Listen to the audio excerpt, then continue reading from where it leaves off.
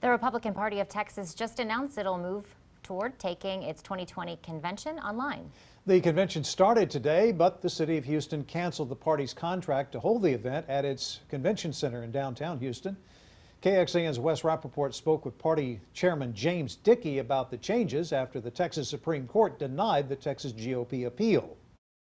We will have our convention on time as scheduled. The Republican Party of Texas moved forward with a few in-person meetings in hotel ballrooms Monday, with backup plans to go virtual for the larger gatherings later this week. Chairman James Dickey says Houston's Democratic mayor played politics in his decision to block the GOP from using the Houston Convention Center. It is possible that the mayor was able to work his timing just perfectly so that he was able to deliver his cancellation at the moment in which we didn't have enough time to win the court cases we would have to win in order to be able to move forward with our event. Mayor Sylvester Turner cited public health concerns in canceling the contract and praised court action Monday supporting his decision. Everyone is having to change course and pivot.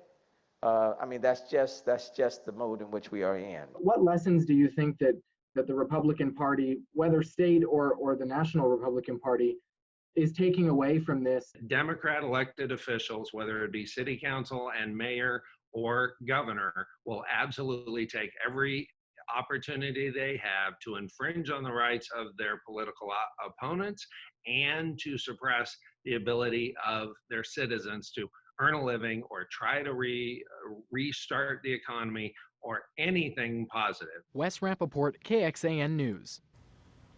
State GOP leaders say they have removed some of the pageantry and plan to focus more on the actual business of the state convention. The Texas Democratic Party switched their convention to a virtual one last month.